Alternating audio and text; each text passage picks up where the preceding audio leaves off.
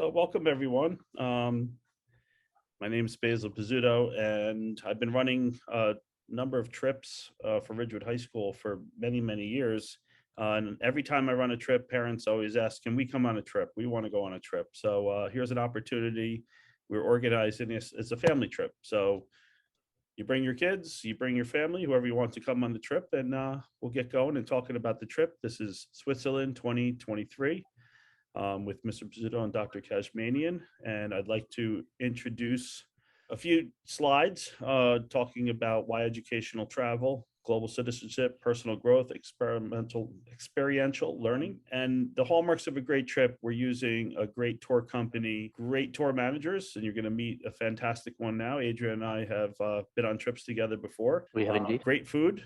The restaurants that they bring us to are always fantastic, and the hotels are centrally located, so we have access to all the great sites that we want to see, full of itineraries. This trip has a nice mixture of things we'll do together, and then also a lot of free time for you to go explore the different areas with your own families and friends. So first thing we do is we board the flight, and then we land, and our tour manager is waiting. We're going to be asking my friend Adrian here to be the tour manager on a trip. I'll let him introduce himself and just say something about being a tour manager. On this one, he was collecting candies from the students. I think they were gummy bears in this case from a former They trip. were definitely. I'm in the I'm in the waistcoat that I'm in at the moment, which does mean that I have more than one, but it just happens that it's actually the same thing.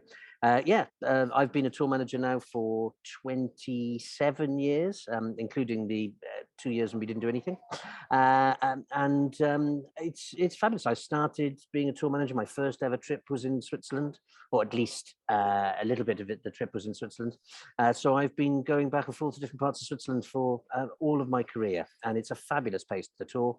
There's so much. It's such a great variety of things, and because you've got 4 separate cultures that are all part of the same country, and you get to see some fabulous sights. At the risk of sounding a little bit like creating a stereotype, everything works. So we start the trip in Geneva, which is where everyone will land, the tour manager will be there to meet you, as will be the coach, and you load up the coach, and then we'll go into Geneva to kick off with. Because obviously, when you land relatively early in the morning, the hotel rooms won't be ready. So what Basil's thinking about is that we'll have a little walking tour around Geneva itself. There's some great things to see in Geneva. We've got the very famous jet, which is there, and the lake, which we call Lake Geneva, which the French speakers call Lac Léman, which the Germans call the Genfersee. And you've got a wonderful view up there towards Zermatt and beyond. So there's some. It's the city of, amongst other people, Calvin. There's the park. Some great stuff. There's lovely things to see, and then from there we'll move on once we've done our little tour in Geneva, and we'll move on. One of the things in Geneva that we will be trying to see is CERN, which is the Particle Collider, which is an international consortium of scientists that come together. Top left of this picture is a picture of a group at CERN. It's a fantastic place. And, we'll be looking to spend some time there and see what they're doing, the science they're doing. It's the largest construction project, I believe, on Earth, and it actually is in 3 different countries. And we would obviously be in the Swiss part. And once we've done that, then we'll move on to Lausanne. And now Lausanne is a roughly between an hour and 90 minutes, depending on the traffic, from the north part of Geneva. And when we're in Lausanne, we'll check into the hotel, we'll have our first dinner, and then the next day, we drive around the lake, and we'll do a castle tour at Chillon. Chillon, of course, is the castle that, amongst other people, was made famous by Lord Byron. Then from there, we get on a boat and we cross the lake to the other side, and we'll end up in Evian. Evian, famous for its water, but also in France. And so, you get to experience another culture in that sense. And even though Lausanne and Geneva, they're in the French-speaking part of Switzerland, the thing that's fascinating is that you do notice that there's a difference between, if you like, French France and Swiss France.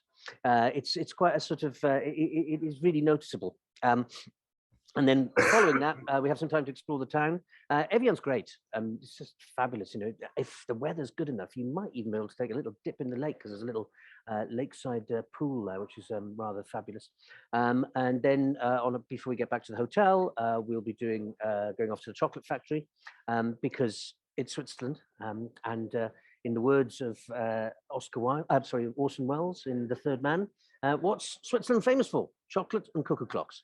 And obviously we'll be there for that. And then that evening in Lausanne, our second evening, obviously we'll be giving you some free time so you can explore with as family groups or with new friends or whatever, and you can find a local restaurant and taste some of the wonderful stuff there. Not least, let's be honest, a little bit of raclette or possibly a bit of fondue.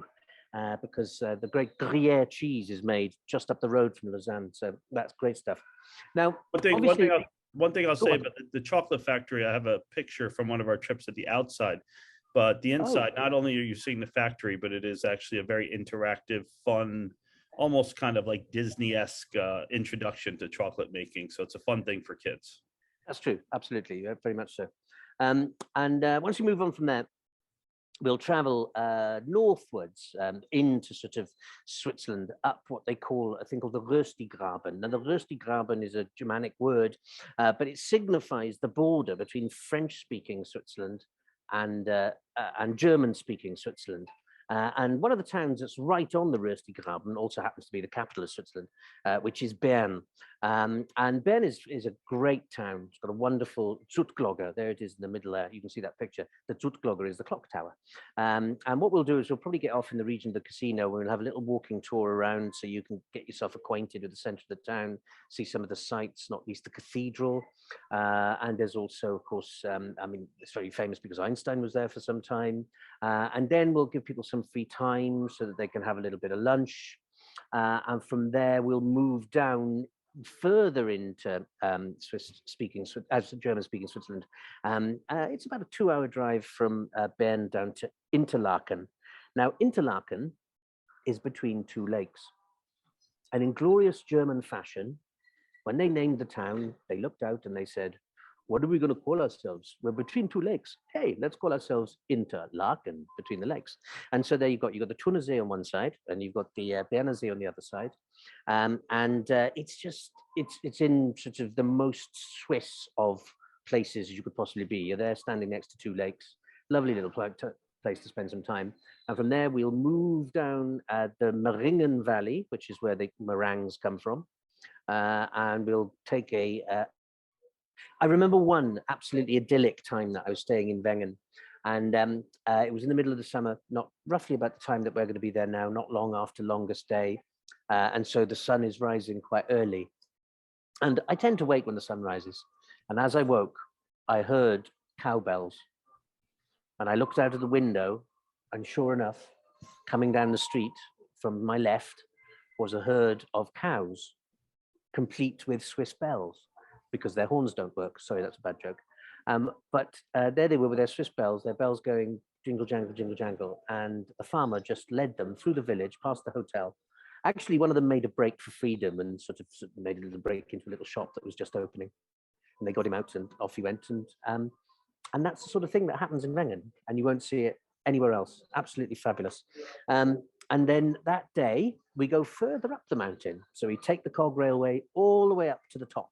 And you can see the cog railway there on the left and on the right. And it's fascinating because these cog railways in Switzerland have been taking people up mountains since the late 1800s, and they still work.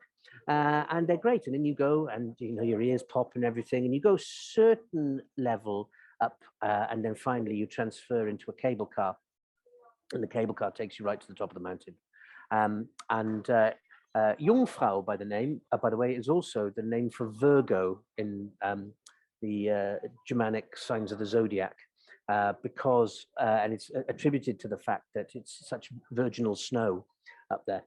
We'll have lunch at the top, and then down we come, and we return back to Wengen, and then there's more time to explore Wengen itself. Some of the shopping is fabulous.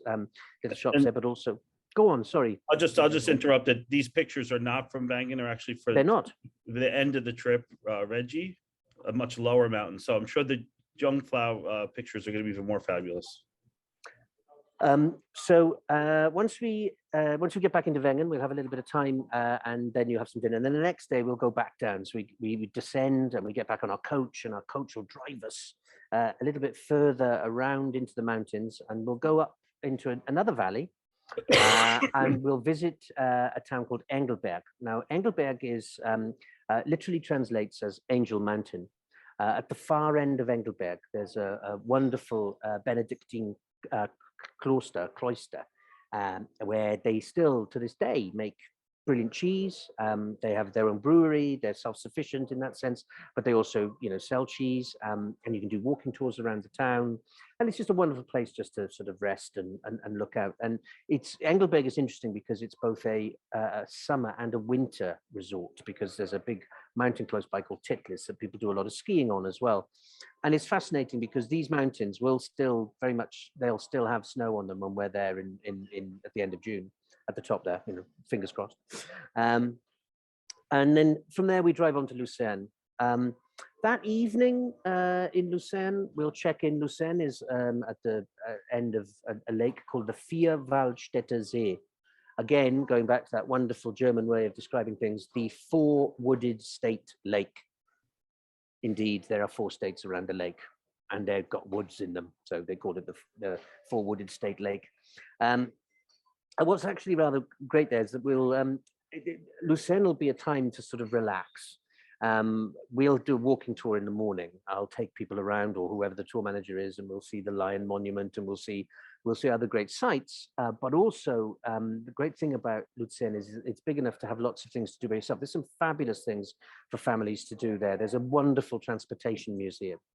There's also another Lido where people can swim at that time of the year in the water on the lake. You just go down to the Lido, you can sunbathe and all the rest of it, and then you go. You can hire bicycles from the railway station and cycle around the lake. For those of you that are, feeling culturally excited as well, you can cycle as far as a place called Tribschen, which is where Wagner had his house, which overlooks the lake. And lots of people cycle down there, even if they don't like Wagner. And they go there and they cycle down and they look in the lake, they swim back, come back to the other side. There's loads of shopping to do there.